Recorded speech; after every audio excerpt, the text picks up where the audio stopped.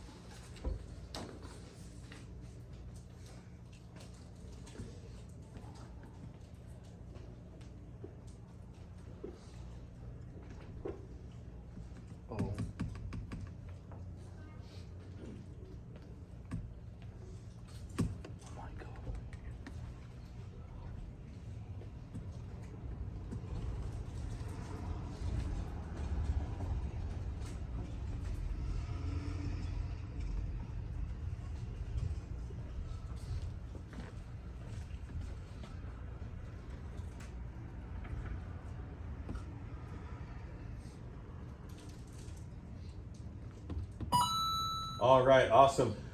With that, we're going to move on. So today, we are a bit behind on what we need to do. So we're going to multitask. So as you guys are working on your posters, finishing up your posters, I'm going to start talking about trench warfare and what the trench warfare consists of. So, Bella, make sure you come back to your seat so you can draw. So do your coloring. So trench warfare, we've been talking about it a little bit, but we haven't really dug into it. So I'm going to play this video, I have two videos, they're short. I'm going to stop them and talk about them as we go.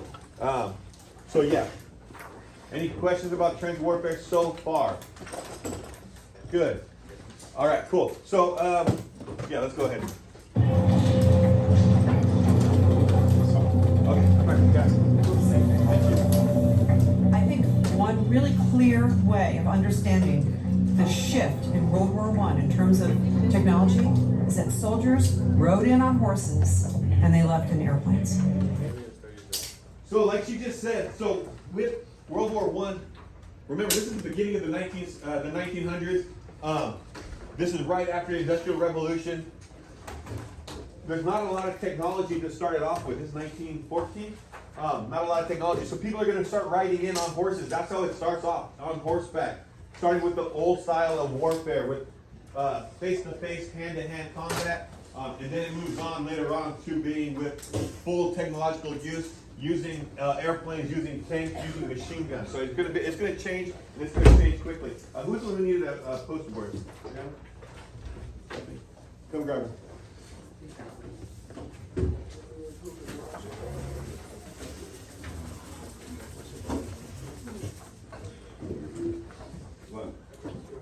What? You were here yesterday. What? Mine's like hell like. I'm not getting another one. Yeah, unfold it. You were here yesterday.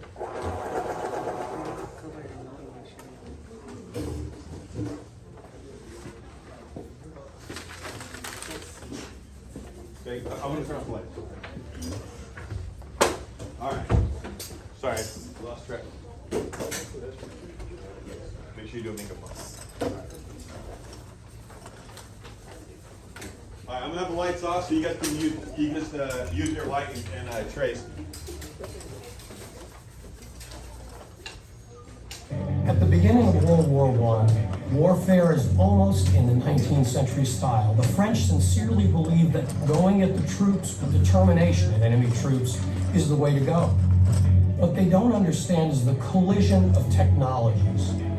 All right, so in the beginning of World War I, remember, people are using old style of tactics. They are running at their enemy to fight. We talked about during the colonization of Africa, was something, one piece of technology that came out that changed this? Machine gun. Yeah, that Maxim machine gun comes out. People are going to have machine guns now. That's going to make, would you want to run into machine gun fighters? No. If somebody's shooting at you one shot at a time, it's already scary. Remember, when you have that shot that goes over your head, you're just going to hear a right past your ear. So a shot just gives you that clap into your ear. So with a machine gun, a lot of clapping. You don't want that coming by your head. So, all right. General Pershing didn't believe So, it. this guy. The guy right here in the middle. That's General Pershing. Does anybody recognize that name here in mid-air? Yeah. Pershing Elementary School. Ryan, you know it. Yeah, so Pershing Elementary School, named after General Pershing. I think it's awesome because General Pershing was an amazing warfighter. He was a tactician. He knew war. He knew how to fight. He knew what it meant to fight. He's old school, but he, yeah. Hey, why do you have? Why are you on LLP?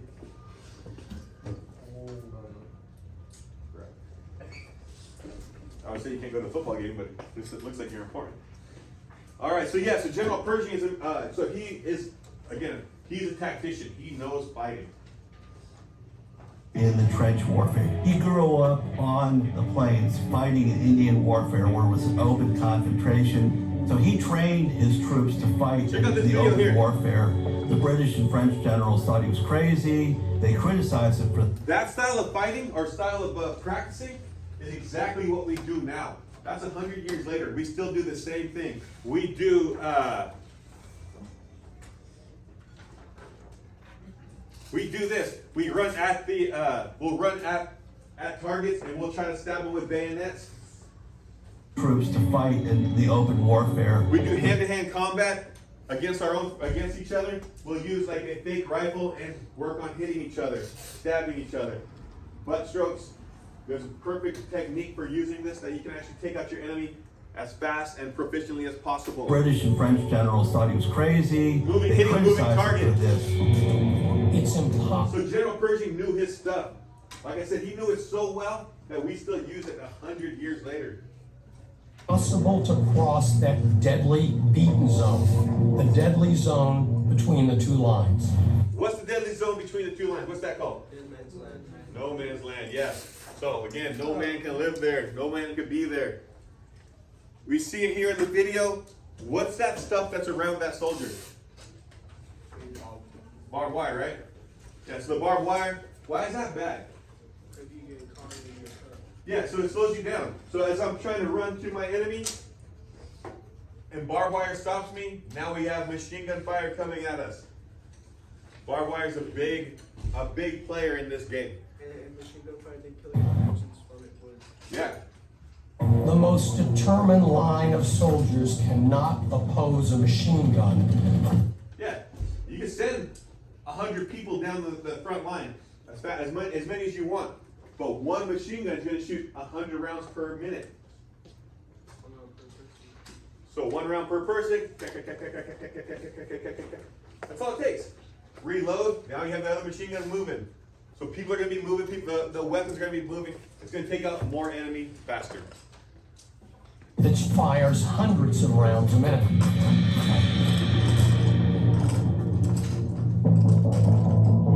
So, remember, we just got done with the Industrial Revolution. Our timeline that we're teaching or we're learning is the same timeline that's happening here. So, Industrial Revolution just ends. Now we have access to factories. We have access to assembly line. We have ways to make more equipment faster. So, the more equipment you have, the more you can provide for your troops. And that's why we're doing war bonds, right? We need war bonds. That's what you guys are working on. The war bonds are going to be used to help build weapons.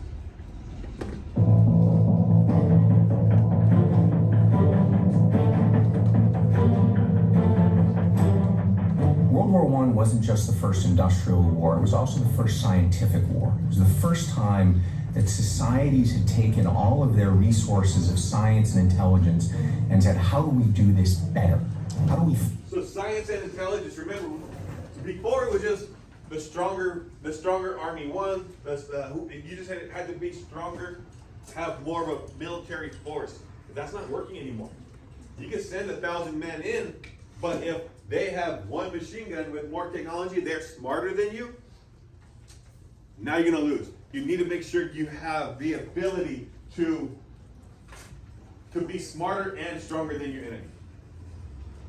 Fight better? How do we develop technologies? A lot of the armaments you see in World War I had been used before: submarines, trench warfare, Gatling guns, machine guns. What happens during World War I is that these become mature and these become even more destructive. During the war, the governments of all the different warring powers put enormous amounts of time and effort into scientific and technical development so that the advancements which would have happened anyway happen at a much more rapid pace, and they happen according to the priorities of the warring powers. Yeah, so you want to make sure you're smarter than your enemy so you can come up with technology that's going to kill people faster. Something happened in trench warfare that changed the course of the war and changed the way we understand warfare today, and that is chemical warfare. Chemical warfare is terrifying. That is what will scare the strongest people, because you can fight an enemy, but can you fight your own lungs? So you can't fight your own lungs. So the enemy's going to start throwing different types of chemicals. When they threw chemicals at us, it put a panic in the Marines. Marines are pretty crazy people, but if you start getting chemicals thrown at us, now all of a sudden it's a little scarier. Personal story. One day we had, I don't know why, as our convoy's moving up the line, we had a donkey that decided to follow us. We had a donkey running along the side of the road with us, and it ran with us for a day or so. One night we go to sleep, we wake up the next day, and the donkey's still there. But the donkey starts screaming at the top of its lungs. Just a donkey just making a donkey sound, right? Just screaming. So we're like, oh no, we're getting gassed. Like, why is this donkey screaming? Why is this donkey going off, like flipping out? So everybody starts taking off their cover, taking off their helmets, putting on their gas masks as fast as you can, yelling gas, gas, gas, gas, gas, gas. Everybody's panicking like, we're about to die. We just got gassed. Well, turns out it's just a donkey being a donkey. Donkey was just making noises just to make noises, scared the crap out of us, telling the enemy exactly where we were at. It was just a donkey. Yeah. Did you guys kill it after? No, we left it alone. They helped move it along the way. So, no donkey. The first gas attack, it was at a place called Vimy Ridge, and it was mostly Canadian soldiers who were being attacked. And the Canadian soldiers who were in the trenches saw this cloud of haze coming towards them. They had no gas masks. They had no equipment to protect them. Chlorine gas causes your lungs to fill with liquid, and so essentially you drown from the inside out. So yeah, so the enemy starts using chlorine gas, like he said, and it starts to fill your lungs with liquid. So it's just standing in the open air, but you drown standing there. So have you ever been by the Madeira High Pool when they chlorinate it, when they put chlorine in it? You know that smell? Well, imagine that being inside of your lungs. So, yeah, so chemical warfare just gets better and better, worse and worse. How do you want to call it? They start, instead of just doing chlorine, they start using mustard gas. Mustard gas is going to do opposite of filling your lungs with water. Your lungs are made of like a paper material, so it actually burns from the inside out. So instead of drowning, you're burning. So yeah, all bad news. It was really the first war in which all of the technologies and science and industry of the 19th century were put to the sole purpose of killing people. So yeah, so that's the idea with technology as it starts to move. So I'm going to move on with this. So we're going to go on to with the trenches. So with the technology, we're going into the trenches now. So here we are. We're going to start talking about the cross section, the cutout of the trenches, and how the trenches are used. Trench warfare. Trench cross section. World War I. On the Western Front, trench systems were developed into a sophisticated network. In 1914, trenches were quickly dug out by... All right, check this out. Check out this view. So even though it's a cartoon view, this is where we're sitting. We have barbed wire, and what's that area between us? No man's land, yeah. So no man's land. Then we see our enemy out in the distance. So the two trench lines between the enemy and ourselves is going to be about 100 meters, 100 yards. So like a football field. So think about you're standing at one goalpost and the enemy's at the other goalpost. Sometimes though, it's about 30 yards, about 100 feet. That 100 yards, or 30 feet I mean, hold on, correction. 30 yards is like from here to the boys' bathroom. So stepping out the door, we look out. So we look out the door, we can see the boys' bathroom. I can yell at the person down there. It's that easy. It's that quick, that short. So for me to Daniel, probably what, 5 yards? So just moving on down. So it's close combat. Even if you're not hand to hand yet, it's close. By both sides, parallel to each other, from the North Sea through Belgium and France. The trenches would offer some protection for the troops from overwhelming enemy artillery and infantry fire. Entrenching was the fast method of creating a trench system. All right, so digging the trench system. Basically what you're gonna do is you're gonna run forward while people are shooting at you, and you're gonna use a pickaxe and you're gonna start digging. You could use a crater from artillery to help give you a head start, but that's where you're gonna start digging. If you look on the board right here, you see we would have 2 men will get together and they will dig a trench or dig a fighting hole. That fighting hole is about an arm's length. And 1 arm's length and another arm's length. So it's about this well, wide, I mean. So about this long length, yeah, this long. So it's about this long, about as long as I am. So 2 people dig that hole. We're gonna dig it about 6 feet deep. So as we dig 6 feet deep, 2 more people are gonna go the opposite direction. So we're gonna be kind of staggered. So we're gonna be facing this way. The next 2 are gonna face this way. Or sorry, this way. Here and here, all the way across. So that's how every fighting hole is gonna be done. But then we're gonna dig them together. We're gonna connect them. So that way we connect them in a zigzag pattern. Can anybody tell me why they think that we dig these fighting holes or this trench line in a zigzag pattern? Confuse the enemies? Yeah, kind of. What do you think, Mr. Louder? What do you got? Yeah, if somebody jumped down in that trench and I had like a machine gun or something like an automatic, something I could fire a whole bunch of bullets, and it's a straight line of people, right? I'm hitting anybody that's in my straight line. If we're zigzagging, right, you have places you can hide, right? You're not exposing yourself to the enemy as much because I can hide around the bend of that trench. Yeah, so it's kind of like it's like a suicide line. You want to make sure that there's no way that the enemy's going to be able to take a straight line, jump in, and say, with their machine gun, and then open up straight down the line. Now it's going to be a zigzag pattern. It's going to help protect. Having soldiers dig foxholes. This was dangerous, as it would be done in the line of sight of the enemy. A sapper could then transform this into a more sophisticated trench system that was deep enough for a man to safely stand up. As the war went on, the trench systems became more complex for permanent occupation. The wall facing the enemy was called a parapet, which was strengthened with sandbags to protect from enemy fire and wooden planks to strengthen the sides of the trench from collapsing in.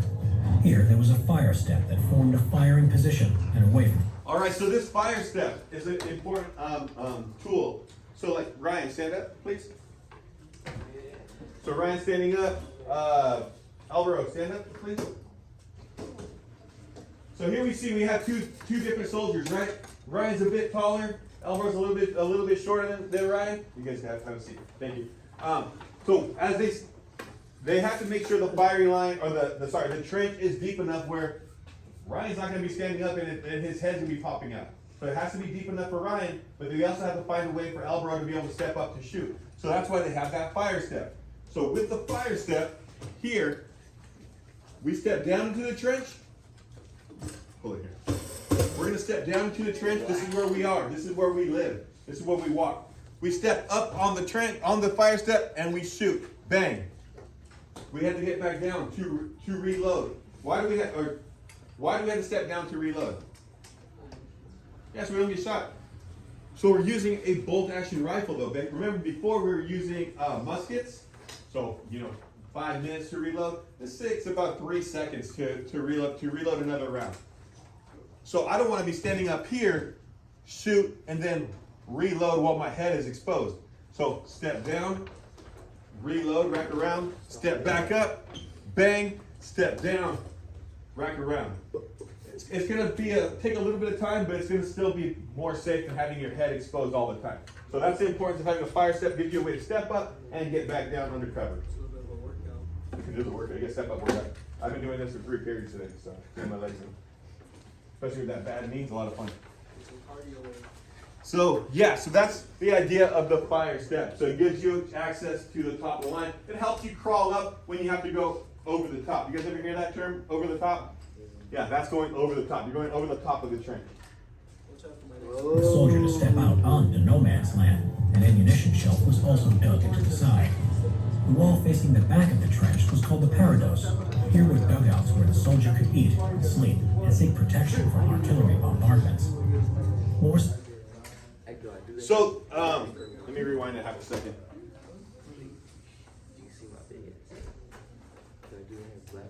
So here, our dugout is where it's going to be. It's like a baseball dugout, right? This is where people are going to hang out. So this is like in a baseball field. We go in there. That's where we take care of business. We can eat there. We can help the wounded. Yes, sleep in there sometimes. The British side does not really get to use that side for that. They don't really and have seek much. protection from artillery bombardments.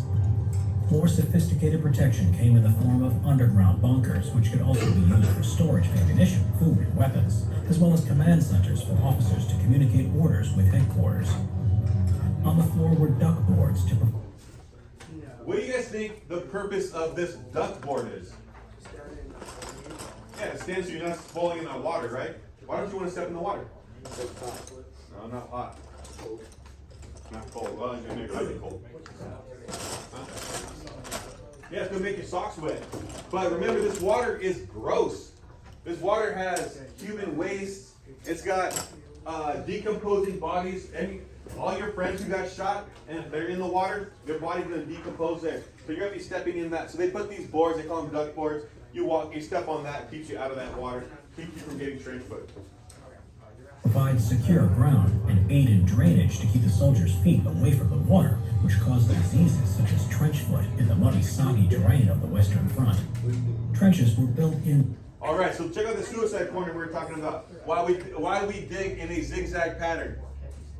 So, if it's a straight line, an enemy just jumps in and they can shoot. Even if they have to have a bolt action, they can still shoot a lot before anybody turns and faces that corner. So we're going to move on. Zigzags instead of straight lines, so that if the enemy managed to enter. There's our zigzag. So now we have a zigzag, we have a suicide corner. It helps prevent people from being able to just have a straightaway. It saves lives. They would not be able to shoot down them. A typical trench system was 3 lines, approximately 800. All right, 3 lines of trench system. We have our fire trench, our support trench, and our reserve trench. These 3 trenches are super important for the way this city is connected. So up front with that fire trench, that's the front line. That's the people who are going to be right up, like I said, outside that 100 meters distance from your enemy, sometimes closer. That support trench, that's where where the troops are going to be living mostly. That's where you get to rest a little bit. I mean, really, is it resting a lot? No, you're still taking artillery fire. And then the reserve trench, that's the back line. That's with the artillery guns. Almost reminds me of a maze. Like I got in there and I took a wrong turn and Oh, yeah. I never find out where I came from. Oh yeah. So, well, they actually. So we still do the same thing today, where they'll mark the each line with street names. So they use street names like from something that made them happy. You know, shoot, it could be like Mickey Mouse Lane or something like that. We would call them like Route Michigan or like Route Ohio, whatever. Like a way to remember exactly what street you're supposed to be on. Yards or 730 meters apart. The first line that was nearest to the enemy was the fire trench. This was the most unpleasant and dangerous place to be. They were about 8 feet or 2.4 meters deep and 6 feet or 1.8 meters wide. The fire trench was the main line of resistance, with machine gun nests placed at strategic points and barbed wire placed in the front area known as no man's land. So we have our barbed The wire. sapper would also dig out a sap head. So check out this sapper. The sapper is the sap head. He's gonna be, or they're gonna be the people who are gonna be the closest to the front line. They're gonna be like the listening post. They're gonna hear to see if the enemy's gonna be coming their direction. They're alone. They're alone out front. No support. If they get killed in the middle of the night, they fall asleep and they get killed. Now their unit is gonna risk being killed too. They are the first line of defense. They are the most important people in the world right now. which went slightly ahead into no man's land to form a listening post. The second line was the support trench, forming the second line of defense if the first line was taken away by the enemy. A kitchen and a dressing station kept the men fed and treated for any wounds. Soldiers were rotated every week between front line and support trenches. The third line was the reserve trench. These were connected to each other through communication trenches, which were used to transport soldiers, ammunition, and food supplies, and orders from trench line to trench line. Latrines were also placed along these trenches.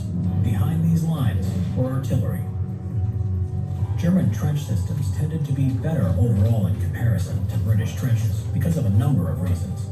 One was that the British thought the trenches would only be temporary, whereas the Germans Yeah, so the British, they didn't expect for the war to last very long. They were like, hey, we're going to go fight, and then we're going to be done.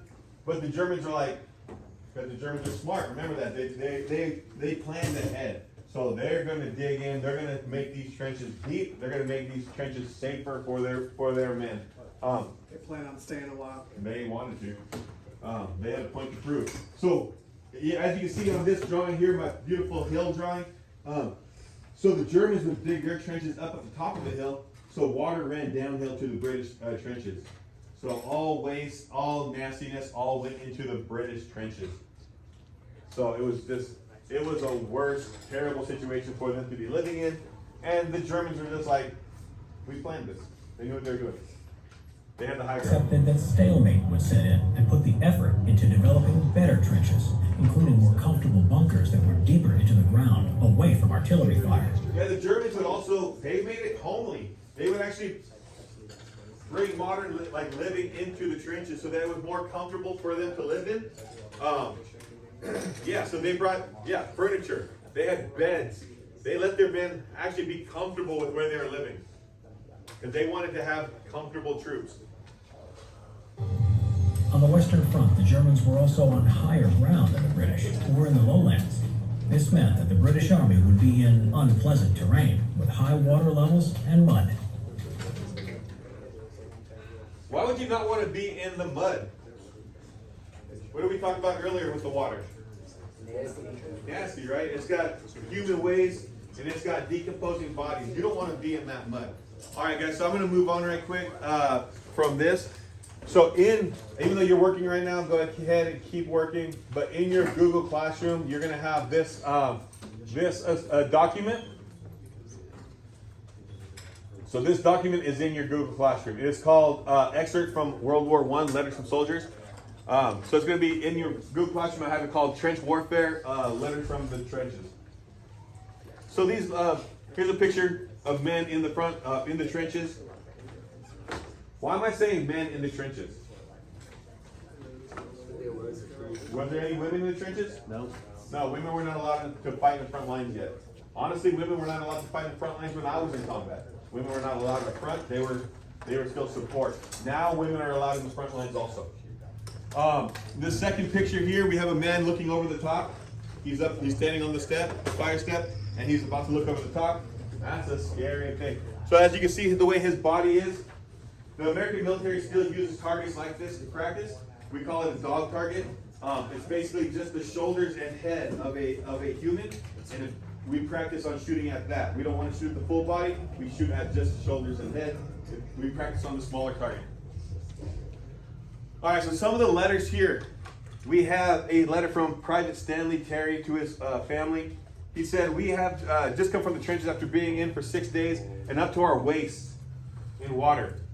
While we're in the trenches, one of the Germans came over to our trench for a cigarette and then back again as he was not fired at. So, so I'm the German soldier. Mr. Stickler is the British soldier. I'm going to walk across no man's land, hands in my pockets, not caring. Hey, you got a smoke? He gives me a smoke. I light it up, and I walk back. So he says, Private Terry says, we and the Germans started walking about in the open between the two trenches, repairing them, and there was no firing at all. I think we're all fed up with it. So this is 1915. The war goes on for 2 more years. They're done. They're already like, bruh, this sucks. I don't want to be here. I want to go home. In my world, though, we start adjusting for this. We say complacency kills. Being lazy will get you killed.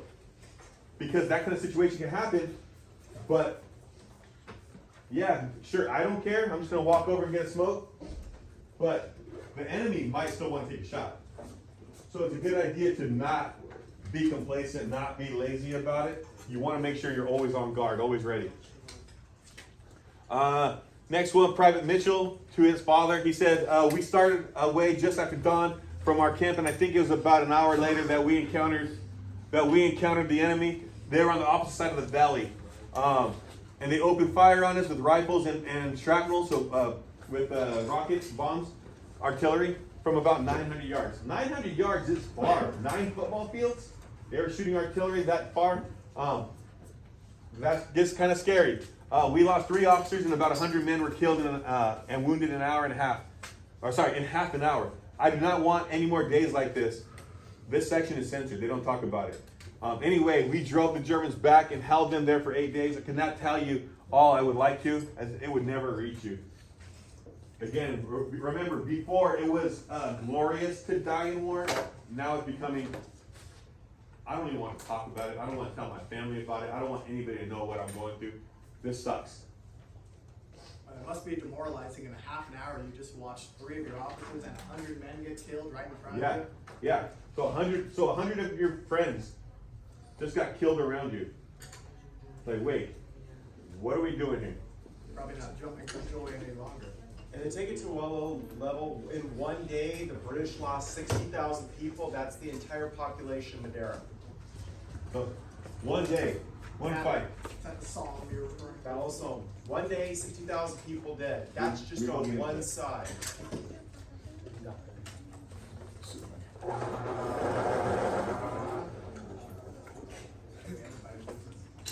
Yeah, so the next one, Eric Remarque, he says, towards morning, while it's still dark, there is some excitement. Through the entrance rushes, is that a dog?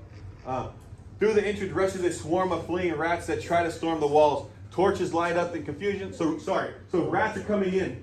Remember, you're not just fighting your enemy. You're not just fighting gas attacks. You're not just fighting the weather, the water. You also got rats. You got huge rats. Rats are the size of cats coming in and just running towards you. I forgot they were doing that. I don't know about you. I'm not a very big fan of having rats around me. Everyone yells and curses and slaughters. The madness and despair of many hours unloads in an outburst. Faces are distorted, arms strike out, and beasts scream. We stop just in time to avoid attacking each other. So imagine that. I'm here next to Salvador, and we get this wall of rats running at us, and I'm like fighting them off, and I'm like, dude, get these rats away from me. I don't want this. He gets too close to me, and I'm like, dude, get away from me. Like, stop touching me. I don't want to be here. So that's what they're fighting. Now they're fighting rats too. All right, so this is an important part. So one British private said that his overriding memory of all this time in the Western Front was the smell. Another in his diary spoke of the penetrating and filthy stench. One of the first demands of conquering troops was a double ration of tobacco. So they were asking for tobacco, they're asking for cigarettes, they're asking for cigars. Why would they want cigars and tobacco? Yeah, get smoked so they could get that smell away. So the double ration tobacco to mask the overwhelming stink of corpses. There are dead bodies all around you. They're rotting in the water. Just imagine having that smell.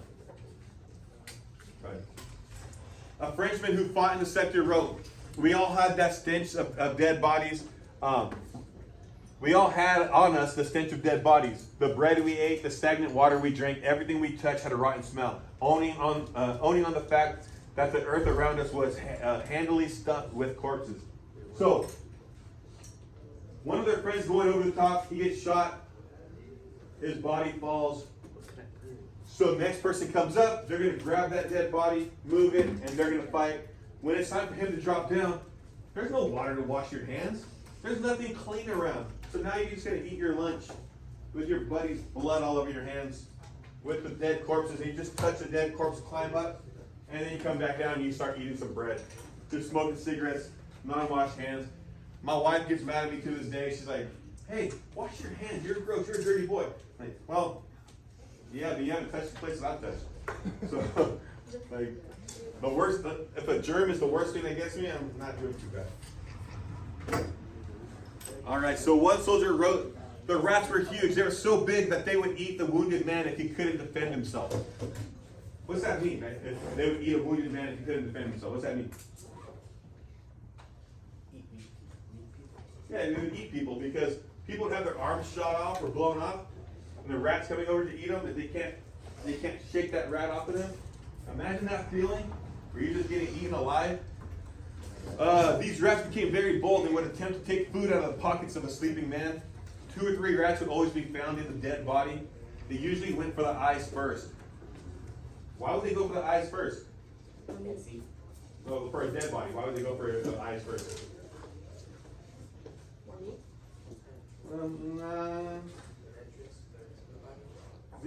Kind of touch your eye. Is that like the same as your skull, or is that squishy? Yeah, the rats go for the squishy parts.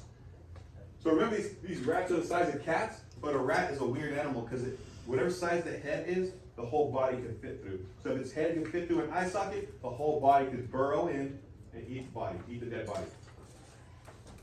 Sounds fun, right? It's a party in the trenches, guys. Oh, they're only gonna be there 40 days. Yeah, sure. That's what they tell you. Right. Because when we got to Iraq, we got to Kuwait in February of 2003. And we're gonna be here for 3 weeks, and we're gonna go home. It's not gonna be a big deal. We're gonna go home quick. So by the end of March, so at the beginning of February, by the end of March, they're like, "You're going into Iraq." Wait, what? We stayed in Iraq until September. The Iraq War lasted for 20 years. So if they told us we're gonna be there for 3 weeks, Americans were in Iraq for 20 years. So yeah, I don't believe it when they say that at all. If you've never had trench foot described to you, I'll explain it. Your feet will swell 2 or 3 times their normal size. So imagine because remember we're talking about that dirty water that we're stuck standing in. Your feet are gonna be in it. Your feet are gonna start swelling. What happens when you have your feet? You're in the swimming pool for a long time. You get wrinkly feet, right? Your toes get all wrinkly. Well, now you're gonna be standing in it for days, weeks. Your feet are gonna get really swollen, painful, fungus. One of my buddies lost all 10 toenails because of the way his feet rotted. All 10 toenails fell off. He got them back for like 6 or 7 years. When he finally got some medication, and then his toenails grew back. Yes, gross. You can stick a bayonet into your feet and not feel a thing because they're rotted. Your feet are rotting on you. They would have to amputate your legs, amputate your feet. It's like that one from Mr. Bean. Yeah, remember that? When he had frostbite. He hit his foot with the golf club. Oh no, with the iron, the fire poker. Avery, yes. Just louder.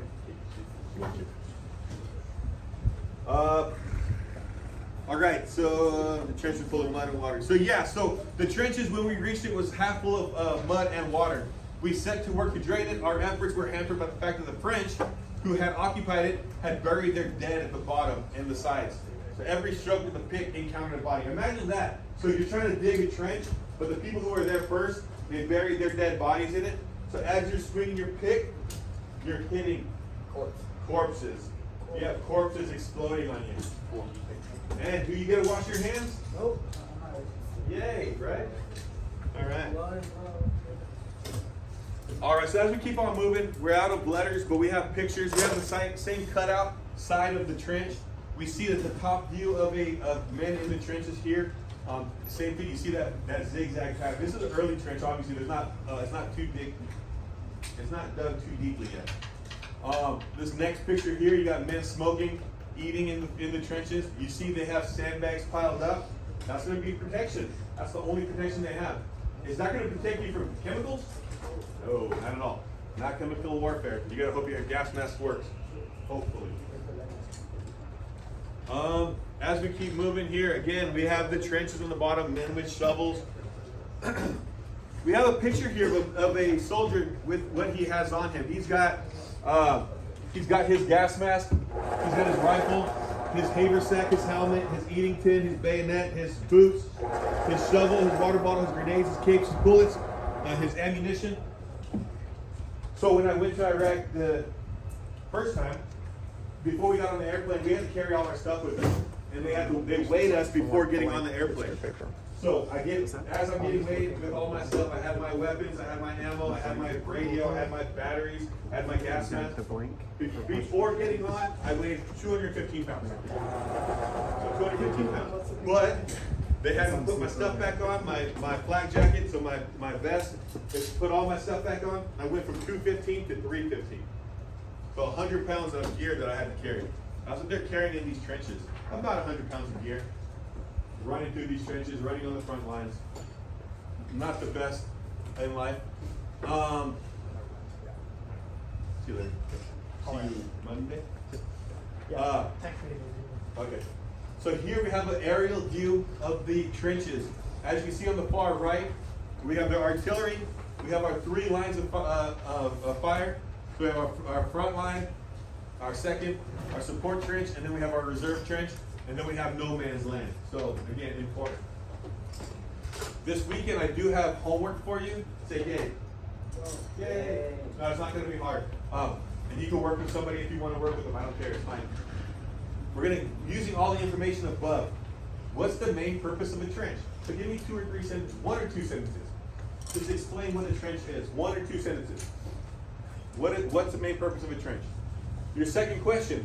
What problem and common issues did soldiers have in the trenches? We talked about bullets coming at you. We talked about artillery. We talked about the mud. We talked about the rats. We talked about the corpses. We talked about not washing your hands. We talked about all of that. So give me 1 or 2 sentences explaining about it. You don't have to say all of it. Just give me 1 or 2 things. In the last one, it's your own personal opinion. It shouldn't be too hard to answer that one. What would you be the most upset about to live with and fight with in the trench? Your own personal opinion. Out of all the stuff I just explained, what's the worst thing? What's the one thing that would really irritate you? The rats. The worst thing for him is the rats. Seeing dead bodies being eaten by rats. Yeah. So you don't want to have those rats around you, so that's a good one. For me, the one that scares me the most is the gas attacks. That chemical warfare, that scares the crap out of me still. Because when you're hanging out and you hear gas, gas, gas, and you feel, this is the hand gesture for gas, so anybody who can't hear you, they can see you throwing your arms here, this means gas, gas, gas, it means you're being attacked. So you put your hands like that, gas, gas, gas. So everybody puts their gas on themselves. When that happens, it's scary. It's an eye-opener for you. You're like, wait, I don't know what I'm about to go through. You don't know how long you're gonna wear a gas mask. You don't know if you're gonna live or die. You don't know if it's gonna work. You don't know what kind of gas it is. You don't know if it's gonna burn your skin. You don't know. Yep. All right, so do we have any questions? Concerns, complaints? Again, trench warfare is crazy. We're going to keep on working on trenches. We're going to start working on weapons. We're going to talk about tanks and airplanes. We're going to talk about guns. So we have stuff to do next week. I just want to make sure that we're getting into it as we move forward. Sounds good? For your guys' posters, I see we're still working on them. Posters. Make sure you bring them back by the end of the day. I'm not saying the end of the period. Obviously, we have a few minutes. Bring them back and stack them over here. That way I can grade them. If you need a little bit more time, you can work on it over the weekend, bring it back on Monday, but it needs to be brought back. Okay? I want to see good work. Yeah, I want to see good work. I'm excited about it. I've been seeing some really cool work already. I'm excited about what I see. All right. Yeah, you never know what you're gonna get. Put it over there by my water. Thank you. Well, I said at the end of the day that you're gonna be busy with it. So I'll bring you back on Monday. You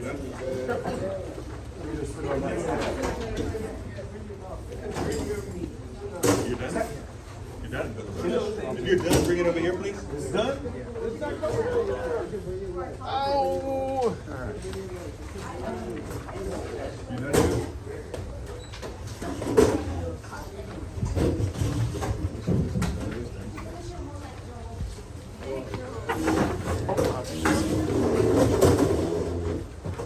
All right, everybody, make sure, hey, Go to the game tonight. This might be the last game at Coyote Stadium. The way it is. This is my stadium. I play football in the stadium. It's an important stadium. Please go to the game tonight. Support your Coyotes. I need tape. You could have one more week. I want more weeks. Go one more week. Never doubt your enemy. Remember the enemy can't come back strong. Enough anymore. Oh yeah? I have no clue. I tried checking on my side. All right, everybody, have a great weekend. Be good and do good things.